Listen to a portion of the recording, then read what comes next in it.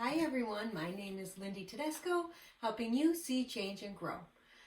Today I want to talk to you about a very important lesson that I had to learn in order to come up out of my place of unhappiness and unfulfillment into a place of happiness and fulfillment. So the huge factor was I had to understand that words build things. Quick example. If you're going to go to the grocery store, what happens first? First, you are having a thought. And then let's say you're thinking about what's for dinner tonight. And you think, okay, I will make chicken fingers. So you start thinking about chicken fingers. And then what do? You make a list. And that list is words. It's like, okay, what do I need? I need chicken. You're going to say, I need chicken. I need breadcrumbs. I need oil. And then you're probably going to say to someone, or even to yourself, okay, I'm going to the store now. And then you go to the store and you get what you need. You come home and next thing you know, you're eating chicken fingers. So in a sense, not really in a sense, I mean, this is a great example of how your words, your thoughts, and your words built a chicken finger. It became a physical object in your hand that you ate. Now, how did I have to apply that to my life? When I was in the midst of being unhappy, I had a few things come to my memory.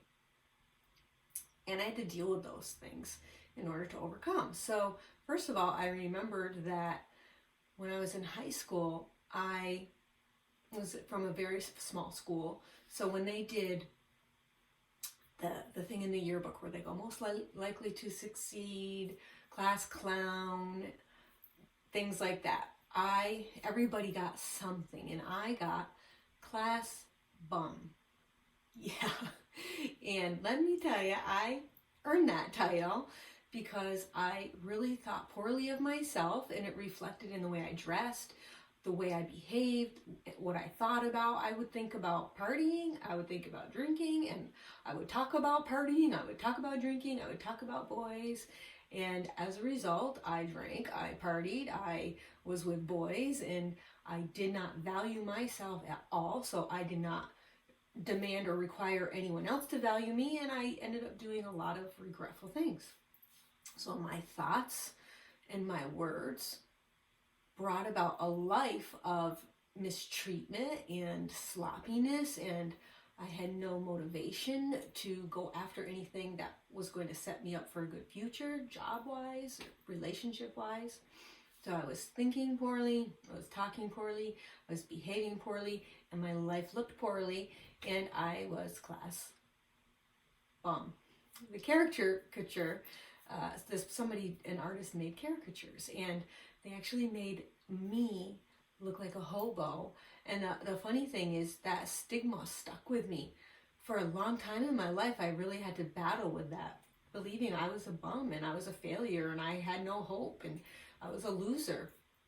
And I literally lived like a bum, meaning I had like one bag with clothes and just, the bare necessities of life. And I traveled from place to place, apartment to apartment, job to job. And I was a very unstable person. So I had to deal with that stigma. So here I am, I'm married, I'm miserable, my marriage is unhappy, I'm poor, I have no goals, feels like I have no future, I'm living a very unfulfilled life. And remember, we're talking about words build things. So here I am, I'm walking around the park, thinking about my life, and I'm walking by the tennis courts. And I remember how my neighbor asked me to play tennis with her. And when we're playing, I would either try to kill it, and that ball would either fly out of the gate or be so crazy it wasn't anywhere in play, or it would land hard right in play and she could never get it. And I'd be like, yeah! Like I would just look for that one great hit. She couldn't volley with me. And later she would tell me that, the reason she stopped asking me to play with her because it was no fun. I was she couldn't engage with me. So I realized in that moment, like my tennis game, my words had no purpose. They were so negative and useless and out of control that they just were useless. They were just shooting all over the world, and they weren't building me something positive and constructive and useful. But when I would say something right and useful, it was so powerful that no opponent could take away the victory in it. But most of my hits were completely useless. And here's another example that I remembered at the moment. Like, this all just kind of came to me at that moment. And that was when I used to work on a horse ranch. And I went to a rodeo with like some cowboys and cowgirls. And the horses at this one particular rodeo were known for not bucking. And they would just run like lightning around that arena with the rider on its back. And it was actually kind of funny because you expect a bucking bronco, but they would just run. And when I asked them, why are these horses being used like at your ranch or something? They're so powerful. They're beautiful, powerful horses. And they explained to me that if a horse isn't willing to be broken, they're sent to the rodeo. And if they won't buck, then they're useless. They're sent to the glue factory or dog food or whatever you do with a horse, but they're slaughtered because they're expensive and to take care of, and they have to be useful. So the way a horse is broken, obviously you ride them, whatever, but they wear a bridle, and through the mouth, the tongue in the mouth, you steer that horse to go into a direction you want to fulfill a purpose. And just like my words weren't fulfilling that purpose, I was unbridled in my talk, in my thoughts, and in my talk. I was out of control, and I wasn't reaching a purposeful destination. So I realized, like those horses, I was useless. And really, I was just taking up space in the world without a productive influence for myself or for others. I was just like a wasted horse that put me out to slaughter, right? So anyway, I had to change that. And I knew in that moment I had to change that, or this is it for me. This is what forever is going to look like for me. So how did I change it? The first thing I had to do, now you hear about this all the time, I'm sure of it. We all hear about meditating and journaling and positive thinking. But they're not just fluffy words being put out there. People are saying these things because they're powerful tools. You need to do that to have a successful life. I mean, really, if you think about it, if you look at somebody you think is successful, maybe a wealthy business person or parent or whatever you consider to be successful, think about, how does that person talk? I bet you anything, you don't hear very much negative talk coming out of their mouth, but it's probably very positive most of the time. So I had to write down what I wanted my life to look like. First, I had to think about it. I had to imagine, what does my life look like? What do I want it to look like? Because I realized my words have been building a negative, unhappy life. So what has to change? I had to change the way I viewed myself. I had to see I wasn't a bum. That was a lie being put on me. Lindy is beautiful. Lindy is smart. Lindy has something to offer this world. Lindy is full of joy. I'm a very happy, joyful person by nature. And that's the real Lindy, but it was being smothered and hidden under this lie of being a bum.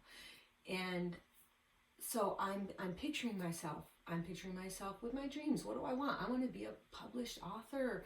I want to help other people. I pictured myself speaking and setting other people free. I pictured myself dressing nice and looking beautiful and being the size that I wanted to be, because I started to gain weight and struggled with that. And so I would picture it, I would see it, and I would write down, I am beautiful. I am fit, firm, and muscular, slender, lean, healthy, and strong. I am a successful published writer. And I would picture myself doing these things. I would say these things out loud. And I didn't necessarily believe it right away, but as I kept doing it, the belief would come, and I would actually see that I really am a wonderful person, and I deserve to be treated a certain way. So it even changed what I allowed to happen in my life. Like, I started standing up to things that I used to just allow and take and think, well, it's okay, I deserve to be treated like that.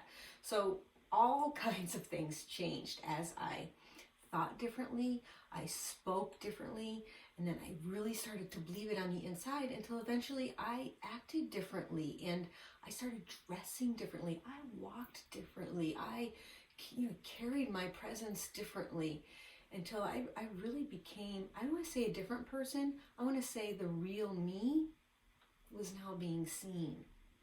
And that old lie, it was just happening. It has to go, And there's still things today that I'm working on, but and then once you overcome one, a new one comes up, and you keep growing. As long as you're alive and in this earth, you just keep growing. So the key things for you to take away today is that words build things. If you don't like your life, if you don't like what you're seeing, if you don't like the direction you're heading in, be aware of what you're thinking and what you're saying, because your words are steering you just like they're steering that horse. So if you want to change your direction, change your surroundings, change the way you're thinking, change the way you're talking, write down what you want to see, and start saying those things. I hope you got something out of this message, and keep on a lookout for my book series, Game Changers. My first book, Recipe for Disaster, is coming out this month. Very excited about it. I hope you will get it and grab a hold of tools in there that I know will help you get through the hard time to come out on a place on top. And until then, keep seeing, keep changing, keep growing, and have a wonderful day.